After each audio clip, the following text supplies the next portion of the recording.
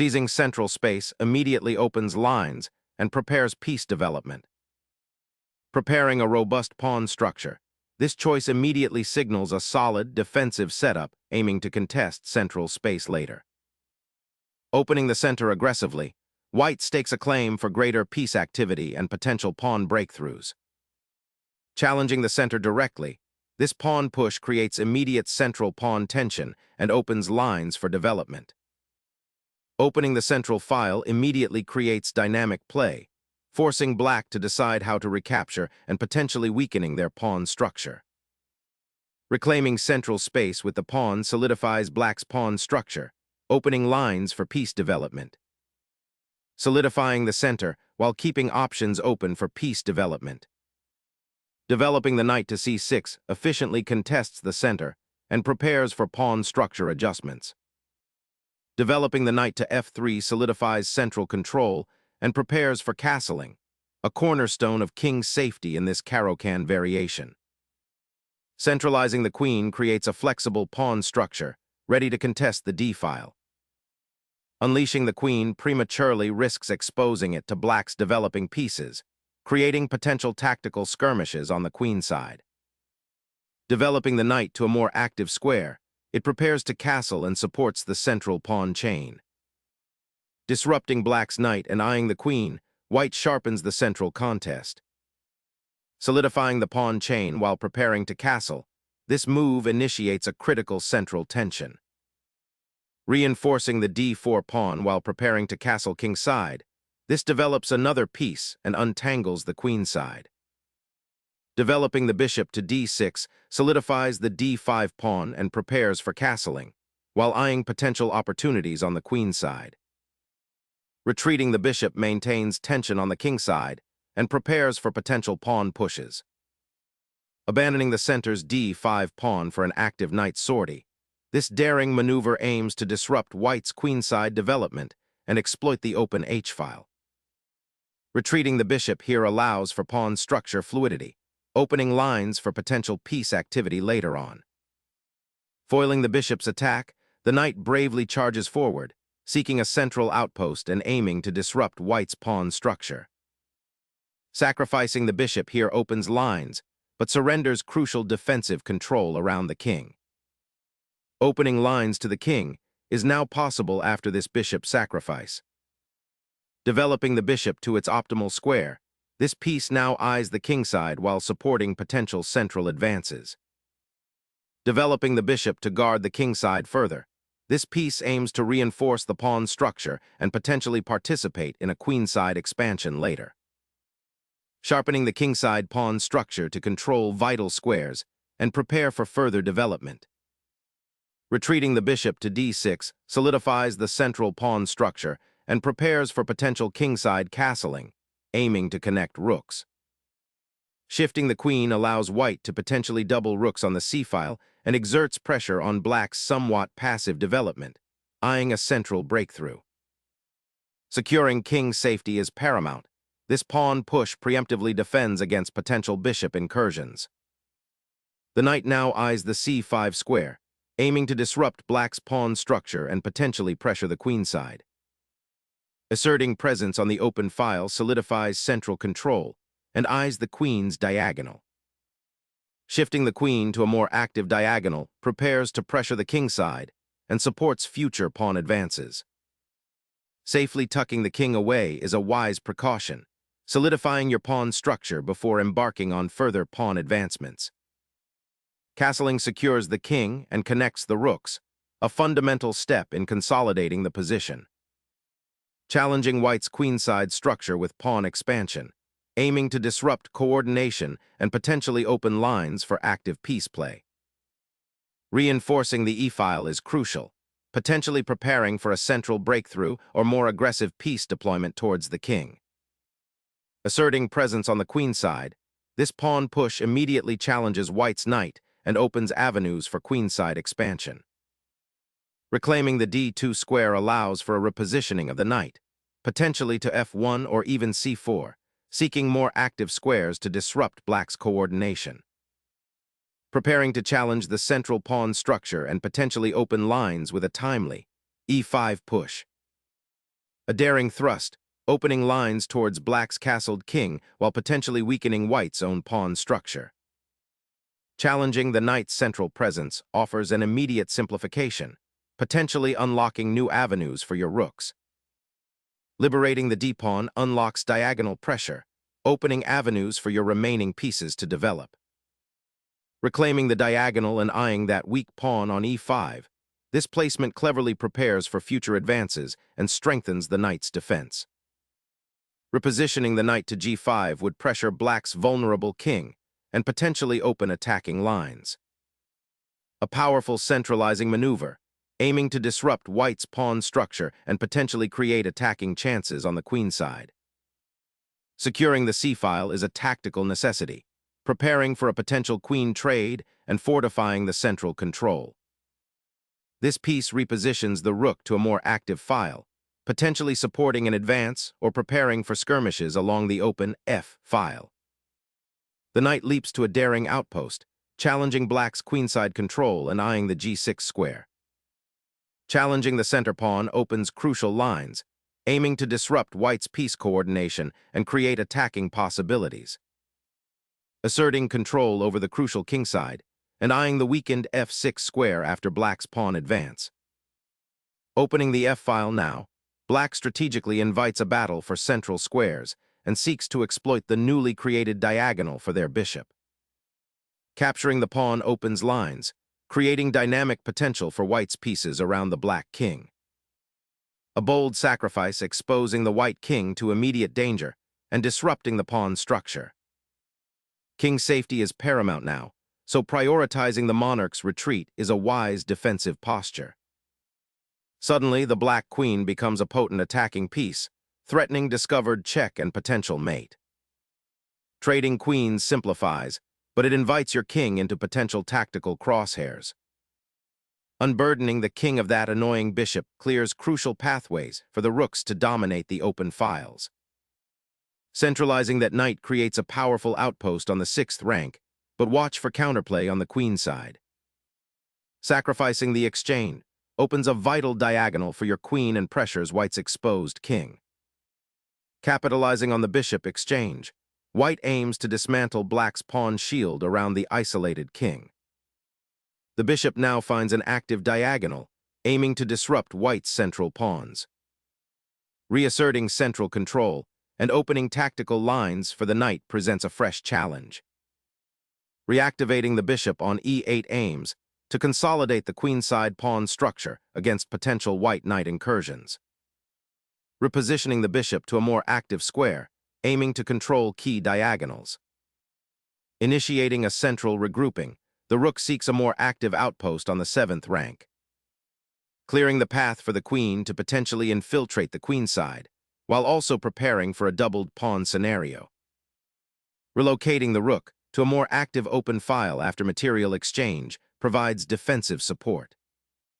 Seeking to occupy the crucial kingside space, this pawn advance aims to restrict black's pieces and prepare for potential advances. A sensible retreat to eye the central d-file and prepare a potential sortie by the bishop. Repositioning the rook to the open file signals an aggressive intention, seeking to exploit the central pawn structure and potentially create attacking chances. Capturing the pawn on e5 opens up the diagonal for black's bishop and potentially simplifies the position toward an endgame. Pivoting the rook to the open file immediately targets black's vulnerable pawn chain. King now heads for the action, seeking to activate its central presence. Repositioning the bishop to a more active diagonal clears the way for potential pawn advances and pressure on black's queenside. Shifting the king to the 6th rank is a bold but necessary step to activate him, preparing for potential pawn advances and endgame play. Shifting the rook to the 2nd rank bolsters the kingside pawn structure against potential breakthroughs. Shifting the bishop to c6 aims to bolster the knight's defense and create potential counterplay on the c-file. Opening the c-file forces a confrontation for critical central space, aiming to activate your rook. Sacrificing the pawn opens up the d-file for your rook and offers some counterplay. Securing the pawn on c4 simplifies to a favorable endgame. Doubling pawns on the b-file complicates your structural integrity, presenting a potential target for white's bishop. Clearing the c-file offers a potential pathway for the rook to become active. Targeting the weak c4 pawn is the immediate priority, aiming to disrupt white's consolidated structure. The king bravely steps into the center, aiming to become an active participant in the endgame's pawn struggles. Targeting the isolated pawns on the queenside could be a proactive approach now. Repositioning the king to support the pawn advance and defend against potential checks. Repositioning the king to a more active central post promises greater defensive coverage. Consolidating the pawn storm threat, aiming to dislodge the advanced black bishop and gain central dominance. This pawn push aims to disrupt white's queenside structure and gain immediate outpost possibilities. Recapturing the pawn solidifies central control and opens the b-file for potential queen pressure. The rook now actively pressures the pawn, aiming to disrupt white's pawn structure. Securing the pawn becomes the immediate priority, preventing further pawn advances from black's aggressive setup. Aggressively driving the king forward, seeking counterplay in this complex exchange endgame.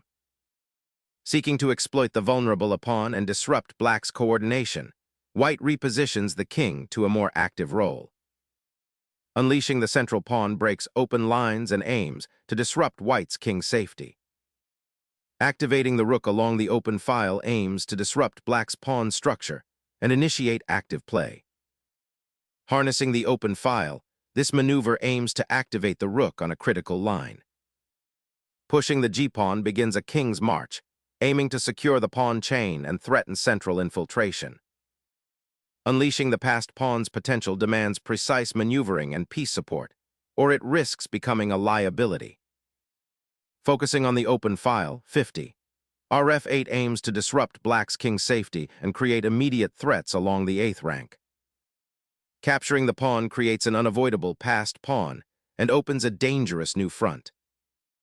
Unleashing the rook's power to dominate the 7th rank, this move aims to disrupt black's pawn structure and create immediate threats. King now exposed on the kingside after this desperate check. King's safety is paramount now. Shielding it from the advancing pawn is the immediate priority. Pushing the king forward to support the passed pawn, aiming for an immediate breakthrough. King Hunt initiated with a forcing check, aiming to dislodge black's monarch from its advantageous central position. The black king courageously ventures forth, seeking active participation in the endgame. Forcing the black king to the edge consolidates white's queen activity and pawns. The black king's active journey now offers dangerous counterplay, seeking respite from the immediate threats. Unleashing a royal discovery, forcing the black king out into the open with decisive consequences. Accepting that rook sacrifice opens a crucial diagonal for the black king, but it might be too late. Shifting the rook to the open file aims to pressure the vulnerable black king and potentially sever the connection between black's remaining pieces. Seizing the trailing pawn now brings the black rook actively into play, a bold initiative in this exposed endgame. Prioritizing king's safety after the capture was paramount for white. A pawn sacrificed to activate the rook, aiming to disrupt white's king safety. Consolidating the rook to the 7th rank offers the best chance to pressure black's passed pawn and restrict their activity.